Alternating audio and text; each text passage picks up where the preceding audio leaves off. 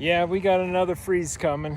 It's April Fool's Day, but we are going to get down into the 26s. So what did I do? I've got all my trees covered up.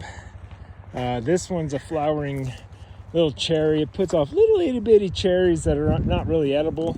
I'm not too worried about it. This apple tree, it was smart. It did not come out.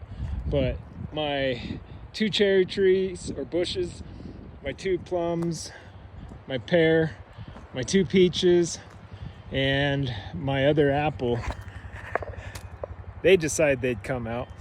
I got a couple in the backyard yet to cover up, but they're little plants. And then this is what I did with my dwarf little ornamental, nectarine. Just covered it up with old pine needle bags. So wish us luck. It's gonna get cold. Hopefully we'll get some fruit still this year.